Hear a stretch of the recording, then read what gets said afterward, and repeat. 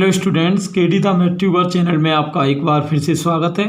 आज हम बात करेंगे एक्सरसाइज 3.5 जो कि NCERT and Rajasthan board, UP board, सभी स्टेट बोर्ड्स के लिए इक्वली यूजफुल है। और जितने भी कंपटीशन एग्ज़ाम्स होते हैं स्टूडेंट, उनमें मूलों की प्रकृति के जो भी क्वेश्चन आते हैं वो सभी इस वीडियो से आपके क्लियर हो जाएंगे। तो सभी वीडियो में लास्ट तक बने रहें। कोई भी क्वेरी या डाउट हो तो उसे लास्ट में कमेंट बॉक्स में ज़रूर पूछें। तो स्टार्ट करते। तो जैसा कि यहाँ दे रहा है कि के ऐसे मान ज्ञात करो जिनके लिए निम्नलिखित द्विघात समीकरणों के मूल वास्तविक और भिन्न हो। क्लियर, वास्तविक और भिन्न। तो देखिए, मैंने आपको बताया था मूल वास्तविक और भिन्न तब होते हैं जब डी यानी विवेचक का मान 0 या 0 से बड़ा होता है। तो हर क्वेश्चन में आप ये जरूर ध्यान रखेंगे कि डी ग्रेटर देन और इक्वल टू 0 रहेगा। क्लियर। और डी का मान तो सभी लोग जानते ही हैं, b² - 4ac। चलिए ठीक है, तो अब देखते हैं। आपके सामने दो इम्पोर्टेंट क्वेश्चन लिखे हुए हैं। तो के की वैल्यू निकालनी है, वो कैसे आएगी वो ध्यान से आप देखना। तो सबसे पहले अपन करते क्या हैं कि ABC की वैल्यू निकालते हैं। तो ए की वैल्यू हो गई के, बी हो गया यहाँ स्टूडेंट्स 2 और सी हो गया 1। ये आपका हो गया ABC। अब यहाँ आप डी निकालेंगे। डी होता है, यहाँ पर कह रहा है greater than equal to 0। D का फॉर्मूला क्या है, b² - 4ac। तो b की वैल्यू स्टूडेंट्स 2 का स्क्वायर 4 हो गया, -4 इंटू ए के हो गया, c 1 हो गया। यहाँ 4 से डिवाइड करेंगे तो ये 1 - के ग्रेटर देन इक्वल टू 0 हो जाएगा। और ये 1 इधर प्लस का, इधर लाओगे माइनस का होगा। और यहाँ अपन अब ये माइनस चेंज करेंगे। ये ध्यान रहे स्टूडेंट, जैसे कि कहीं भी a b लिखा है, यानी a b से छोटा है। अगर आप इसका चिन्ह बदलोगे तो ये असमिका जो होती है, जिसको इनइक्वालिटी बोलते हैं, तो ये भी लेस देन से किस में आ जाएगी, ग्रेटर देन में। क्लियर, इस तरह का अपने को ध्यान रखना है। तो ऐसे यहाँ भी अगर मैं चिन्ह बदलूंगा तो केवल स्टूडेंट चिन्ह ही नहीं बदलेंगे, ये असमिका भी बदलेगी। तो अभी ये असमिका किसकी है, ग्रेटर देन। इसको कहते हैं ग्रेटर देन और इक्वल। ग्रेटर देन और इक्वल का मतलब है बड़ा या बराबर। तो ये बदल जाएगी किसमें, लेस देन और इक्वल, यानी छोटा या बराबर। तो ये मान आ गया आपका के का। क्लियर, इंपॉर्टेंट क्वेश्चन है और बिल्कुल ईजी भी है। चलते हैं सीधे नेक्स्ट क्वेश्चन पर। नेक्स्ट क्वेश्चन है हमारा kx² + 6x + 1। क्लियर, इसमें भी देखते हैं अपन क्या रहेगा। तो वही स्टूडेंट ए की वैल्यू क्या है, k, b 6 और c 1। अब मैंने बताया था वास्तविक और भिन्न के लिए d 0 या 0 से बड़ा होना चाहिए, d ग्रेटर देन और इक्वल टू 0। तो d का फॉर्मूला क्या है, b² - 4ac। तो b की वैल्यू यहाँ पर क्या है, 6। तो 6 का वर्ग तो 36 हो गया। 4, a की वैल्यू k हो गई, c 1 हो गया आपका। ये ग्रेटर देन इक्वल टू 0 है। अब आप देख सकते हो ये 36 उधर जाएगा, किसका होगा, माइनस का। अब यहाँ पर देखिए 4 का पहले भाग कर दो। पहले भाग कर रहे हैं अपन किससे, 4 से। तो 4 से भाग करेंगे तो यहाँ लाइन क्या बनेगी स्टूडेंट, कि -k greater than equal to 4 × 36। अब मैंने बताया था ये माइनस हटाने के लिए आपको चिन्ह बदलना है, लेकिन ये ध्यान रहे केवल चिन्ह ही नहीं बदलेंगे, ये असमिका भी बदलती है। तो अभी ये असमिका किसकी है, ग्रेटर देन की है। अब ये आ जाएगी आपकी लेस देन की। यानी कहने का मतलब के का मान वो कह रहा है 9 या 9 से छोटा होना चाहिए। क्लियर, ये पोजीशन हो गई स्टूडेंट्स किसकी, मूल वास्तविक और भिन्न की। आगे चलते हैं अपन। अगला क्वेश्चन आपके सामने है। तो यहाँ स्टूडेंट्स अपन ABC 3 वैल्यू को लेंगे। तो x² के साथ कुछ नहीं तो 1 ले लेंगे। b आपका हो गया -k और c हो गया 9। ये आपकी हो गई ABC। तो यहाँ जब मूल वास्तविक और भिन्न होते हैं तो d greater than equal to 0 होता है। तो d का मतलब है स्टूडेंट b² - 4ac। तो b का मान है यहाँ पर -k और ये स्क्वायर चल रहा है आपका। 4, a की वैल्यू 1 है, c आपका 9 है। तो देखिए माइनस को तो कौन खा जाएगा, स्क्वायर।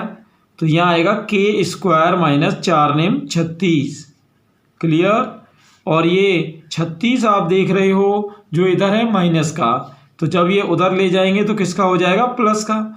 तो वो कहने का मतलब कह रहा है कि के का मान हमको ऐसा लेना है जो कि स्क्वायर करने पर 36 या 36 से बड़ा आना चाहिए। देखिए अब ये तो हमें पता ही है कि 36 किसका स्क्वायर है, 6 का और -6 का। तो अब यहाँ पर देखिए ऐसे क्वेश्चंस के लिए जहाँ हमको के का मान डायरेक्ट पता नहीं चले तो नंबर लाइन बना लो। तो आप जानते हो 36 किसका था, माइनस और +6 का। क्लियर। तो यहाँ एक तो -∞ से -6 तक बनेगा, एक 6 और ये इन्फिनिटी। क्लियर। अब यहाँ देखिए -∞ से -6 तक का मान लेना है, यहाँ -6 से 6 तक का लेना है और यहाँ 6 से इन्फिनिटी। अब इससे आपको पता चल जाएगा कि कौन कौन से मान इसको स्वीकार हैं, कौन से अस्वीकार हैं। ये एक इम्पोर्टेंट ट्रिक है स्टूडेंट, इसको कहते हैं नंबर लाइन ट्रिक। अब देखो -6 से छोटी संख्या अगर लें, जैसे आपने के का मान सपोज करो -7 ले लिया, तो -7 का वर्ग होगा 49 जो कि 36 से बड़ा है। और आपको क्या चाहिए, ये बड़े का ही चिन्ह है, तो यानी ये हमको स्वीकार है। अब -6 और 6 के बीच की कोई संख्या लेके देखो, जैसे आपने 5 ले ली तो 5 का वर्ग 25 जो है वो 36 से बड़ा नहीं है, तो ये हमको स्वीकार नहीं है। अब 6 से बड़ी लेके देखते हैं, जैसे 7 ले लो तो 7 का स्क्वायर क्या हुआ, 49 भी 36 से बड़ा है, तो ये भी स्वीकार है। तो यानी के की वैल्यू निकली स्टूडेंट यहाँ पर के बिलोंग्स टू -∞ से -6 यूनियन 6 से इन्फिनिटी। इसको आप यूँ भी लिख सकते हो कि के -6 या -6 से तो छोटा है और के 6 या 6 से बड़ा है। आप चाहे ऐसे लिख दो चाहे ऐसे। क्लियर। जैसे कोई मान लो ये यूनियन और इन इंटरवल्स का मतलब नहीं समझता हो तो वो डायरेक्ट ये समझ सकता है कि के -6 या -6 से तो छोटा लेना है और 6 या 6 से बड़ा लेना है। तो ये हमारा स्टूडेंट्स यहाँ पर ये 3 क्वेश्चन का इम्पोर्टेंट पार्ट था, जिसमें मैंने आपको मूल, वास्तविक और भिन्न होने पर बताया कि के का मान कैसे ज्ञात करते हैं। अब चलते हैं नेक्स्ट क्वेश्चन पर। अगला क्वेश्चन है स्टूडेंट कि के ऐसे मान ज्ञात करो जिनके लिए समीकरण इसके मूल वास्तविक नहीं हो। देखिए वास्तविक नहीं होंगे तो कैसे होंगे, काल्पनिक यानी इमेजनरी।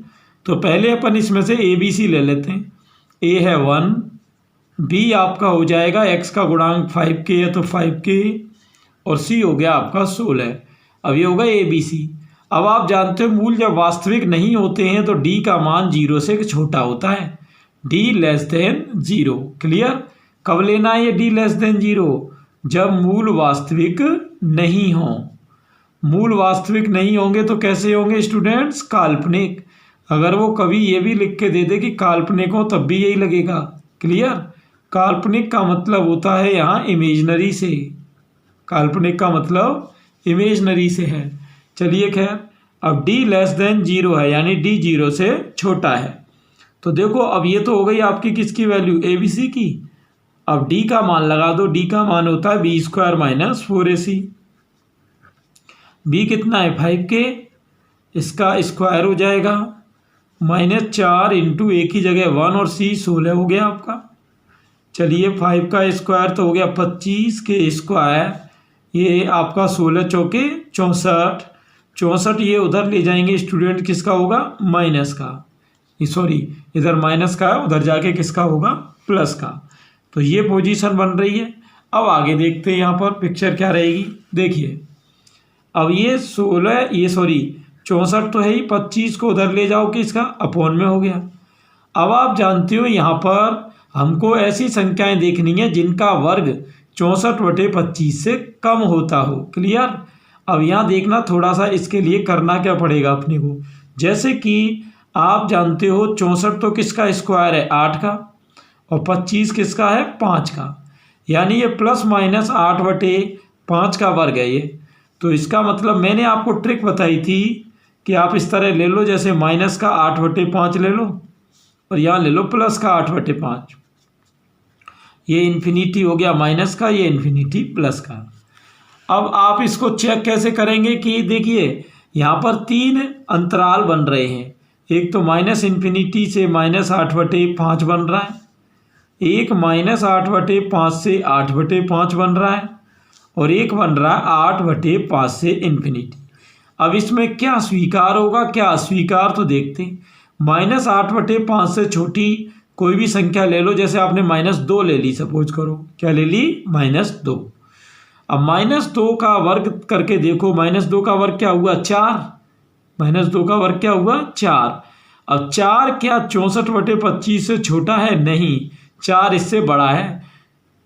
देखो अब यहाँ पर अगर 100/25 होता तब जाके ये 4 के बराबर आता। तो कुल मिला के बात क्या हुई कि यहाँ पर अगर हम 4 को रख भी दें तो ये स्वीकार नहीं होगा। आप इसमें नहीं रख पाओ तो इसमें रख के देख लो, ये भी इजी है। ये ऊपर की लाइन देखिए, ये जैसे आपने -8/5 से छोटी ली, जैसे मैंने क्या बताई थी, जैसे माइनस की आपने ले ली 2। अब -2 का वर्ग क्या हुआ, प्लस का 4। तो 4 का 25 में करोगे 100, तो 100 64 से छोटा है, नहीं, तो इसका मतलब ये स्वीकार नहीं है। अब -8/5 और 8/5 की लेके देखो, जैसे कि आपने इनके बीच की 0 ले ली, तो 0 का गुणा इसमें करोगे 0, 25 का 0 में 0, तो 0 64 से छोटा है, क्लियर छोटा है।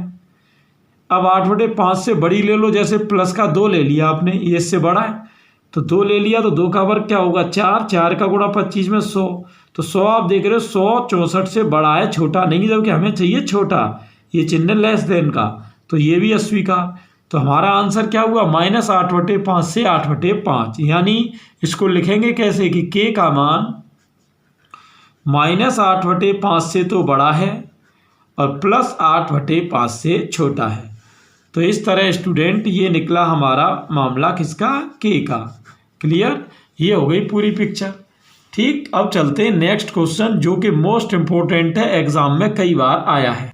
अब यहाँ देखिए x² का गुणांक क्या है, b - c। ये तो हो गई स्टूडेंट a की वैल्यू, x का गुणांक है c - a, ये हो गई आपकी b की वैल्यू, और अचर है a - b, ये हो गई c की वैल्यू। अब ये कह रहा मूल वास्तविक और बराबर है। देखिए ये इस वीडियो में आपने देखा, मैंने पहला जो क्वेश्चन कराया था इस वीडियो का, उसमें मूल वास्तविक और भिन्न भिन्न थे, जिसलिए अपन ने d धनात्मक लिया था।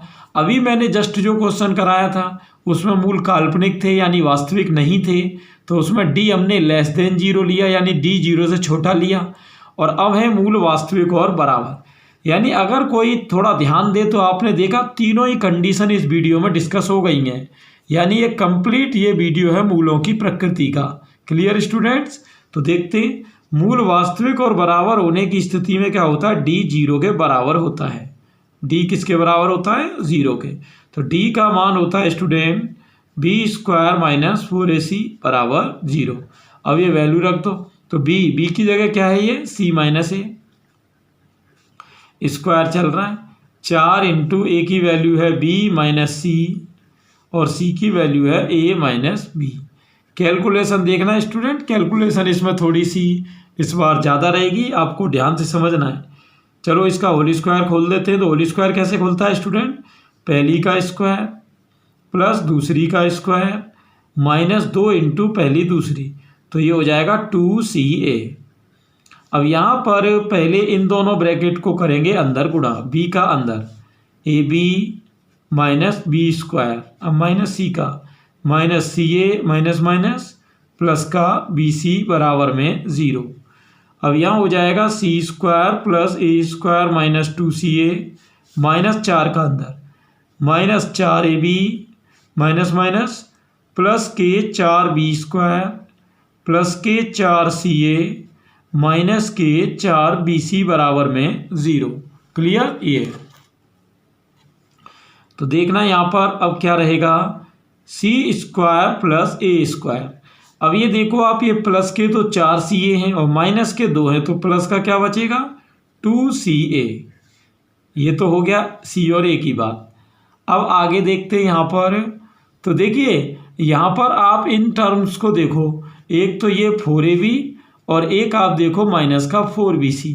तो इसे अगर अपन -4b कॉमन ले लें तो यहाँ स्टूडेंट बच रहा है c प्लस a और लास्ट में बच रहा है 4b²।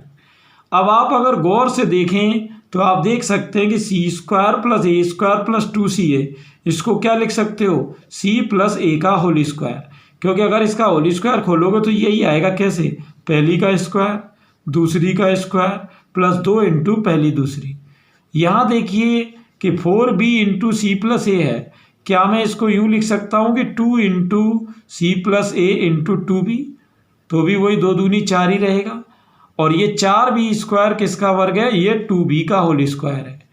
तो अब अगर आप c प्लस ए को फर्स्ट माने और 2b को सेकंड, तो आप देख सकते हैं कि यहाँ आइडेंटिटी क्या लगती दिखाई दे रही है कि a square minus 2ab plus b square कहीं आ जाए तो इसको स्टूडेंट हम लिख सकते हैं a माइनस बी का होल स्क्वायर।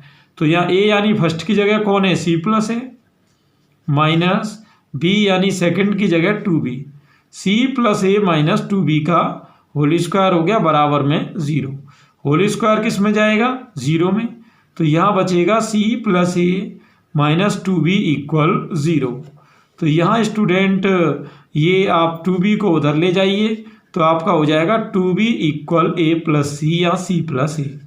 तो आपको अब एक बार ये देखते सिद्ध क्या करना था यहाँ पर, तो सिद्ध करना था स्टूडेंट 2b बराबर ए प्लस सी, जो कि आपका क्लियर सिद्ध होके आ गया।